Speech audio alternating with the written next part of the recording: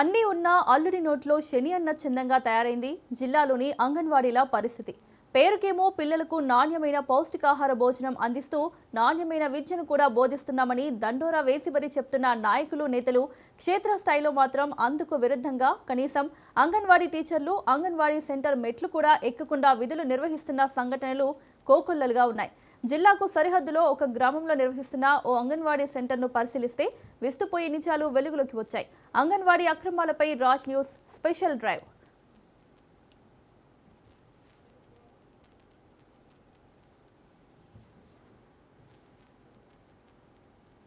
అనంతపురం జిల్లాకు కూతవేటు దూరంలో ఉన్న రాప్తాడు మండల పరిధిలోని ఎర్రగుంట గ్రామంలో 1200 మంది జనాభా ఉన్నారు. ఈ గ్రామంలోనే ప్రైమరీ పాఠశాల, ప్రీ ప్రైమరీ, మినీ అంగన్వాడీలు ఉన్నాయి. ప్రభుత్వం పౌష్టికాహార లోపమున్న చిన్నారులు, బాలింతలు, గర్భిణులు ఇబ్బందులకు గురి అవ్వకూడదు అనే దృఢ సంకల్పంతో అనేక పథకాలకు శ్రీకారం చుట్టింది. అంగన్వాడీ సెంటర్ల ద్వారా అనేక సదుపాయాలు కల్పిస్తున్నాయి. అయితే వాటి కార్యాచరణ ప్రణాళికాబద్ధంగా అమలు చేయాల్సిన బాధ్యత సంబంధిత అధికారుల మీద, ఆయా అంగన్వాడీ టీచర్లు, సూపర్వైజర్లు, సిడిపిఓల మీద ఉంటుంది.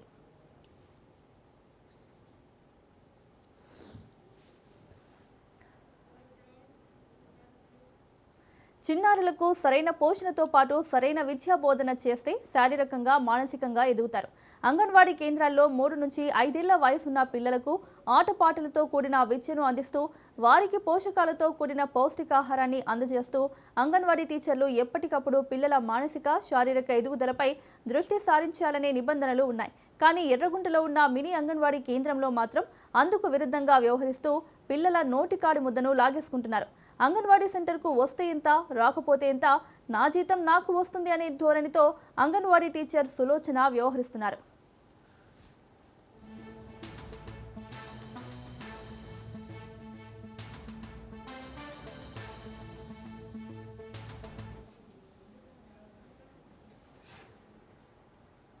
చిన్నారులు అంగన్వాడీ సెంటర్కు రాకపోయినా సెంటర్కు ఎక్కువ మంది పిల్లలకు పౌష్టికాహారం అందిస్తున్నామంటూ రిజిస్టర్లో ఎంట్రీ చేస్తున్నారు. చిన్నారులకు ఇవ్వాల్సిన పౌష్టికాహారం అంగన్వాడీ కేంద్రంలో అందించకుండా బియ్యం, కంది బ్యాళ్లు, గుడ్లు, పాలు పక్కదారి పట్టిస్తున్నారన్న ఆరోపణలు బలంగా వినిపిస్తున్నాయి. అంగన్వాడీ కేంద్రం మొదలైనప్పటి నుంచి రిజిస్టర్లో ఎక్కువ మందిని చూపుతూ సెంటర్లో మాత్రం 2-3 చిన్నారులతో నడిపిస్తున్నారు.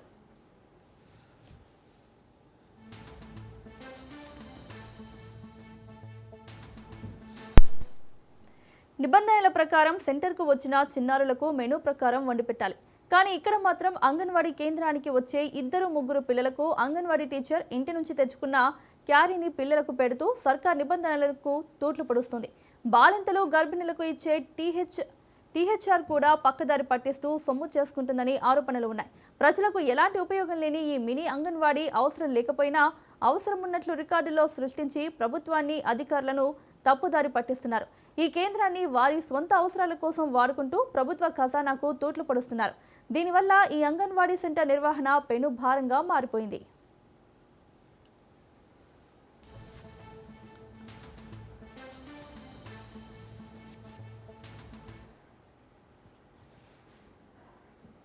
గ్రామ జనాభాకు సరిపడా అంగన్వాడీ కేంద్రం ఒకటి ఉందని, ఈ మినీ అంగన్వాడీ కేంద్రం వల్ల తమకు గాని, తమ పిల్లలకు గాని ఒరిగేదేమీ లేదని స్థానికులు ఆరోపిస్తున్నారు. ఈ మినీ అంగన్వాడీ కేంద్రానికి వస్తున్న కోడిగుడ్లు సైతం గర్భిణులకు, బాలింతలకు ఇవ్వాల్సిన టీహెచ్ఆర్ తన బంధువుల ద్వారా పక్కదారి పట్టిస్తోందని స్థానికులు తీవ్ర ఆవేదన వ్యక్తం చేస్తున్నారు. ప్రభుత్వం నియమ నిబంధనల ప్రకారం ఏదీ అమలు కావడం లేదని స్థానికులు తెలిపారు.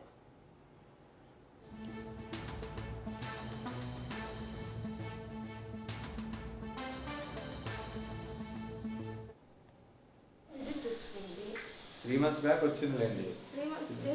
2 months back శనివారం 30వ తేదీ 227 ఎగ్స్ అందినాయి.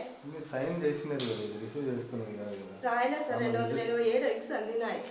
చెప్తున్న దానికి మేడం చేస్తాను సార్. ఈ నెల వచ్చినాయి మేడం. మాకు సార్ రాలేదని అంటుంటే రిపోర్ట్ సార్ కావాలంటే నేను ఫోన్లు చేస్తాను పిల్లలకి.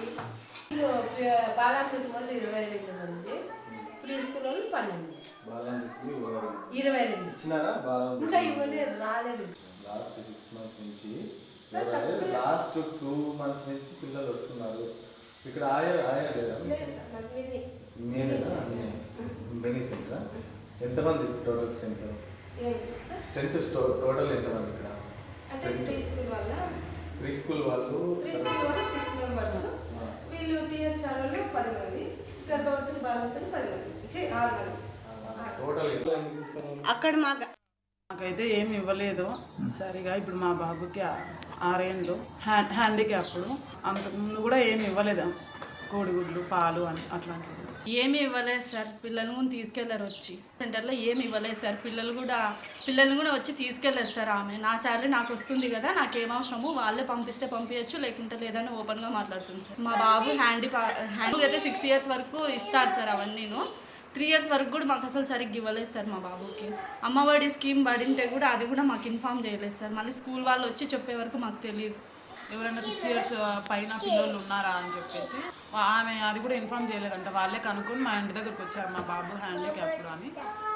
అప్పుడు జాయిన్ చేసుకున్నారు వాళ్ళు స్కూల్లో, నేమ్ రాసుకున్నారు. మాకు ఏది ఇన్ఫామ్ చేయదు సార్. మొదటి ఫస్ట్ అసలు ఆమె అసలు రానే రాదు సార్. మాకేం అవసరమైతే వాళ్ళే పంపిస్తారు అని ఆమె అసలు రాదు సార్ ఎవరు. ఇప్పుడులో చిన్న బాబుకి అక్కడే రాపించుకున్నాము. ఆమె బాగా ఏదైనా ఇన్ఫామ్ చేస్తుంది, ఆయా వచ్చి తీసుకొని వెళ్తుంది సార్. మినీ అంగన్వాడీ సెంటర్లో అసలు ఆమె రెస్పాన్స్ ఏమీ లేదు సార్. పిల్లల్ని రెస్పాన్సిబిలిటీగా చూసుకోదు. ఏమున్నా మళ్ళీ మాకు పేరెంట్స్కి కాల్ చేస్తుంది సార్ ఎక్కడున్నా కూడా. మెయిన్ సెంటర్లో అయితే మాకు అంతా బాగా చూసుకుంటున్నారు. ఆమె అన్నీ బాగా ఇన్ఫామ్ చేస్తుంది, చెప్తుంది. 1-2 సార్లు ఇంటి దగ్గరకు వచ్చి ఏదైనా మేము ఫోన్స్ లిఫ్ట్ చేయకపోయినా ఇంటి దగ్గరికి వచ్చి చెప్పిపోతారు సార్ వాళ్ళు. మినీ అంగన్వాడీ సెంటర్ ఊరికే పేరుకే ఉంది సార్, అసలు ఏమి ఇవ్వడం లేదు. ఆమె ఏం చూసుకోదు.